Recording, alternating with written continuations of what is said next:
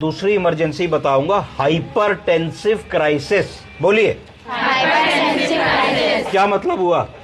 कि उसमें बीपी बहुत लो बढ़ मरीज जाता है। आपके पास आया, वो गफलत की स्थिति में है, आपने बीपी नापा तो 220/120 आया।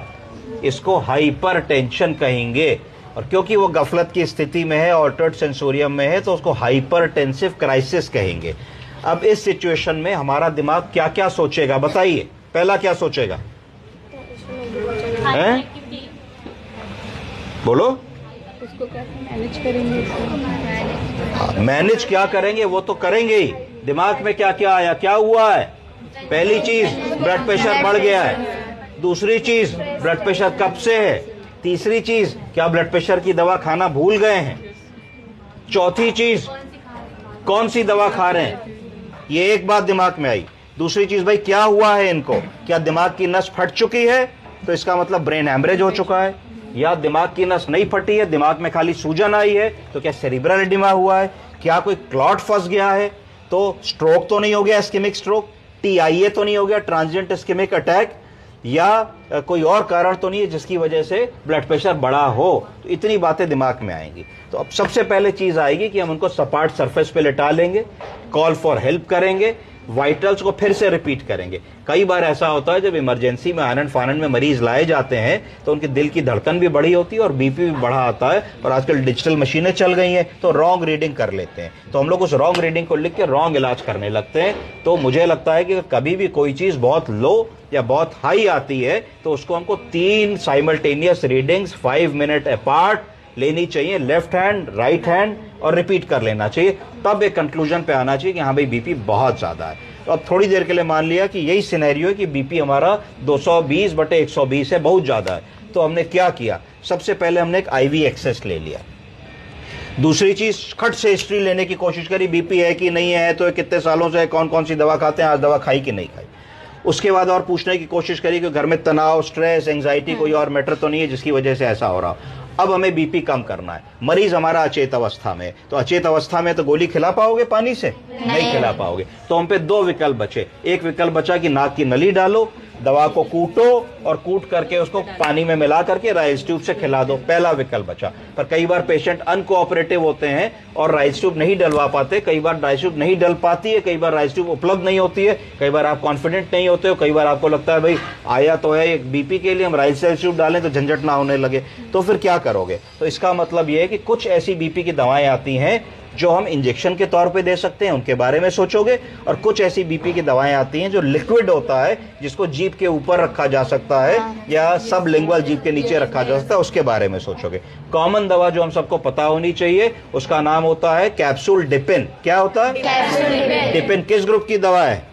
Calcium channel blocker, CCB, calcium channel blocker. तो हम डिपिन 10 की गोली लेंगे और डिपिन 10 की, जाइए प्लीज जाइए, डिपिन डी लेंगे और डिपिन 10 की गोली को हम आलपिन से या किसी चीज से पंचर कर देंगे और पंचर करके जीभ के नीचे डाल देंगे। जैसे ही हम ये कैल्शियम चैनल ब्लॉकर की दवा डालेंगे तो हमारा ब्लड प्रेशर कम होना शुरू हो जाएगा। अगर ब्लड प्रेशर हमारा 10 मिनट 15 मिनट में कम नहीं होता तो हम रिपीट कैल्शियम चैनल ब्लॉकर को रिपीट कर सकते हैं। दूसरा क्या काम हमें करना होगा? दूसरा काम हमको ये करना होगा कि हमें उनको एक इंजेक्शन ऐसा देना होगा जो बीपी को कम करने में मदद करे।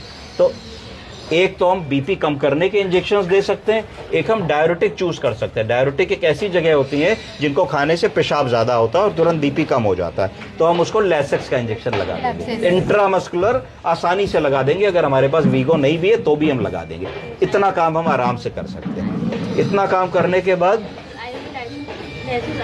आईवी भी दे सकती हो, IM भी दे सकती हो। कई बार होता है कि भाई तुम्हारे पास वीगो नहीं है, तुमसे वीगो लग नहीं रहा है, तुमने 2 बार प्रिक करी, 40 आदमी तुम्हारे सर पे खड़े हैं, स्ट्रेस हो रहा है तुमको, तो तुमने IM तो लगाया, तुम्हारा काम तो शुरू हुआ, उसके बाद तुम IV लाइन ढूंढ रही हो।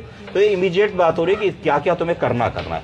उसके बाद तुमने देखा कि अब हमारा बीपी कम हो रहा है कि नहीं हो रहा है। अब इसके बाद हम स्टेप 3 क्या करने वाले हैं, तो फिर स्टेप 3 के बारे में सोचोगे। कुछ ऐसे ब्लड प्रेशर की दवाएं हैं जिनके इंजेक्शंस आते हैं। कोई बता सकता है कौन से इंजेक्शंस आते हैं? एड्रेनालिन बीपी बढ़ाने की दवा है, कम करने की नहीं है। एट्रोपिन हार्ट रेट बढ़ाने की दवा है। याद रखिए, आपको पता नहीं होगा, लेबिटलॉल। कौन सा? लेबिटलॉल। ये गायनी में बहुत इस्तेमाल होता है, ठीक है। लेबिटलॉल इंजेक्शन आता है और एनालाप्रिल का इंजेक्शन आता है। किस चीज का? एनालाप्रिल, है ना। एनालाप्रिल किस ग्रुप की दवा है? ACE inhibitor. एस इनहिबिटर, ठीक है। तो ये 2 इंजेक्शन उपलब्ध होते हैं, पर ये भी शायद सब जगह ना हो, पर इमरजेंसी में जहां भी आप काम कीजिए वहां आपको कहना चाहिए कि ये 2 इंजेक्शन हमारे पास रहेंगे, तो हम इन मरीजों को मदद कर सकते हैं। तो इसका फिर हम उपयोग डॉक्टर से राय करके करेंगे। पर डिपिन की गोली देना, लेसेक्स का इंजेक्शन लगाना, इतना इमरजेंसी में नर्सिंग ऑफिसर को जरूर आना चाहिए, क्योंकि अगर आप ब्लड प्रेशर को कंट्रोल नहीं कर पाओगे तो हो सकता है कि अभी ब्रेन हैमरेज होने वाला हो और आपके पास आ गया, आपके एक इंजेक्शन देने से वो बच गया। तो एक ब्रेन हैमरेज बचने का मतलब है कि आपने एक डिसेबिलिटी बचा ली। डिसेबिलिटी बचाने का मतलब है कि आपने उस आदमी को अपाहिज होने से बचा लिया। अपाहिज होने बचाने से मतलब ये है कि अगर वो 50 साल का आदमी है, अभी उसको 15 साल और काम करना है, तो 15 साल वो बिस्तर पर नहीं पड़ा रहेगा और नौकरी करेगा, पैसे कमाएगा, बीवी बच्चे पालेगा। कहीं ना कहीं से आपने सोसाइटी को और इकोनॉमी को बड़ा सपोर्ट किया एक सही डिसीजन को सही समय पर लेने से। फिर उसको मॉनिटर करते चले जाओगे, उसके बीपी को चार्ट करते चले जाओगे, देखते चले जाओगे कि बीपी उसका कैसा हो रहा है। तब तक तुमको हेल्प आ जाएगी, डॉक्टर्स आ जाएंगे, सब चीजें हो जाएंगी। ठीक है, समझ गए? चलो।